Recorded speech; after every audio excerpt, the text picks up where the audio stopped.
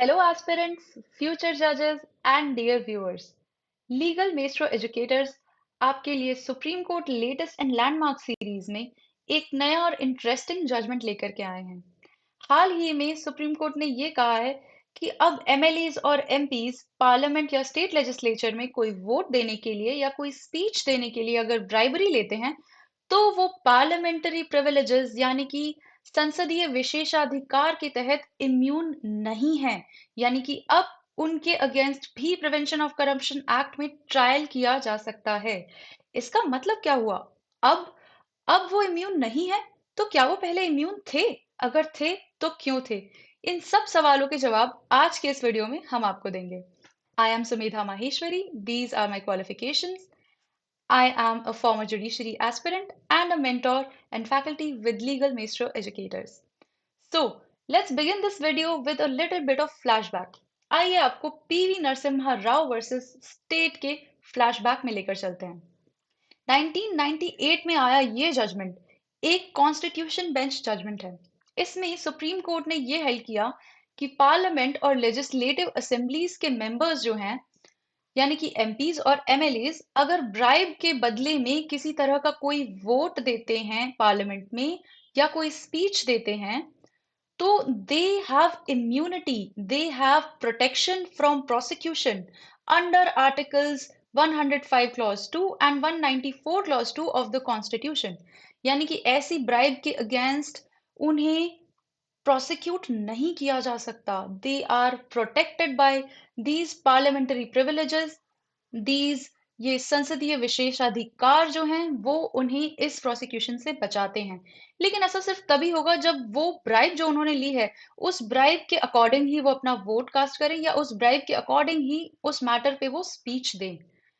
Now this must feel very violative. मैं समझ सकती हूँ कि ये वायलेटिव है, क्योंकि जब पार्लियामेंट का बेसिक फीचर जो है फ्री स्पीच है, तो डिबेट और डेलिब्रेशन करने पे ब्राइबरी दी जा रही है। ऐसे में कैसे हमारा parliamentary form of government safe कहलाया जा सकता है? तो ये जो है पीवी नरसिम्हा राव का जजमेंट, इसे सुप्रीम कोर्ट ने एक 7 जज बेंच से रिसेंटली ही ओवर रूल किया है। बट ये लेटेस्ट जजमेंट समझने से पहले हमें ये जानना है कि ये 105 क्लॉज 2 और आर्टिकल 194 क्लॉज 2 है क्या आखिर। तो आर्टिकल 105 जो है कॉन्स्टिट्यूशन का, वो बात करता है हाउसेस ऑफ पार्लियामेंट के और कमिटीज के, उनकी जो भी उनके मेंबर्स भी हैं उनके पावर्स और प्रिविलेजेस की। इसका क्लॉज 2 ये कहता है कि अगर कोई भी मेंबर ऑफ पार्लियामेंट जो है वो कोई स्पीच देता है या कोई वोट कास्ट करता है तो उसके रेस्पेक्ट में उसे किसी भी कोर्ट में किसी भी तरह की कोई प्रोसीडिंग्स में नहीं लाया जा सकता।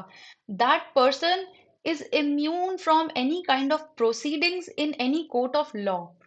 एंड इसके साथ ही ये कहा गया है कि कोई भी पर्सन अगर हाउस ऑफ पार्लियामेंट की परमिशन से कोई रिपोर्ट, कोई वोट या फिर कोई भी और पेपर पब्लिश करता है तो that person is also immune from any kind of proceedings in any court of law.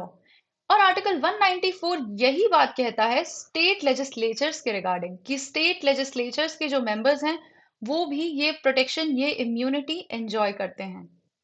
तो आइए देखते हैं कि जजमेंट क्या है। Sita Soren versus Union of India, जिसकी साइटेशन है 2024 INSC 161। Sita Soren versus Union of India में 7 जज बेंच में खुद chief justice of India DY Chandrachud थे और justices AS Bopanna, MM Sundresh, PS Narasimha, JB Pardiwala, Sanjay Kumar and Manoj Mishra भी शामिल थे। अब हमें समझना है कि इस जजमेंट में सुप्रीम कोर्ट के सामने मेजर इशू क्या था।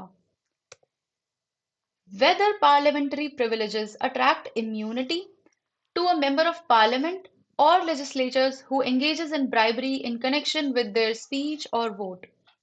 क्या ब्राइबरी लेकर के स्पीच और वोट देने वाले मेंबर्स ऑफ पार्लियामेंट यानी कि एमपीज और एमएलएज इम्यून है पार्लियामेंट्री प्रिविलेजेस के under?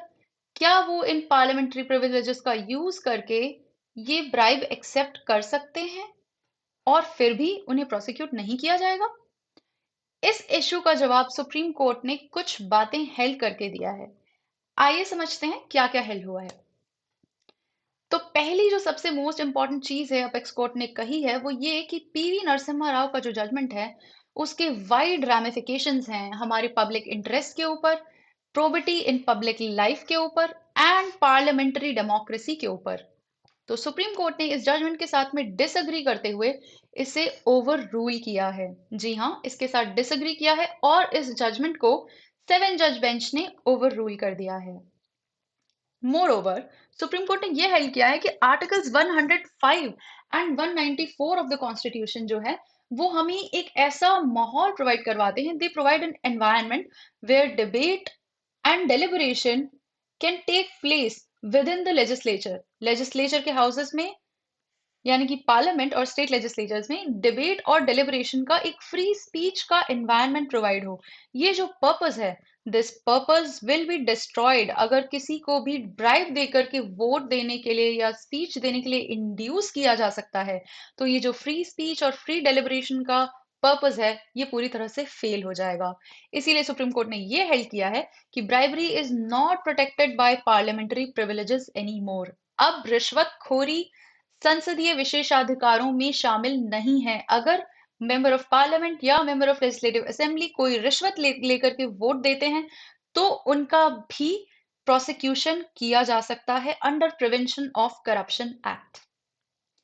Now the supreme court has also held कि ये मैटर नहीं करता कि वोट जो जिसके लिए वोट के लिए ब्राइब ली गई है वो उसी तरह से कास्ट किया गया है या नहीं, या जिस स्पीच के लिए ब्राइब दी गई है वो स्पीच उस मैटर के फेवर में दी गई है या नहीं। ऑफेंस जो है ब्राइबरी का वो उसी समय क्रिस्टलाइज हो जाएगा, यानी कि उसी समय कंप्लीट हो जाएगा जिस वक्त लेजिस्लेटर ने वो ब्राइब एक्सेप्ट कर ली है। यानी कि as soon as the MLA और MP accepts the bribe, they have committed the offence of bribery under the prevention of corruption act. Now the interesting part is, अगर ब्राइबरी के लिए उन्हें प्रोसिक्यूट किया जा सकता है कोर्ट में, तो क्या हाउस ऑफ पार्लियामेंट या फिर स्टेट लेजिस्लेचर के जो हाउसेस हैं वो भी कोई सिमिलर प्रोसीडिंग्स चला सकते हैं?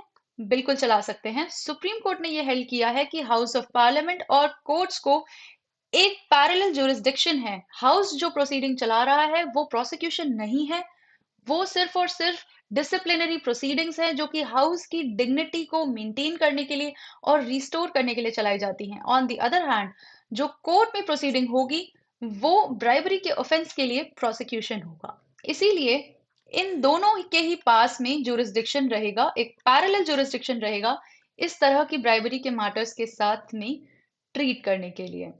तो ये था Sita Soren versus Union of India. I hope आपको ये वीडियो पसंद आया होगा। Please hit the like button and please subscribe legal maestro educators for more such interesting and latest videos. Thank you for watching.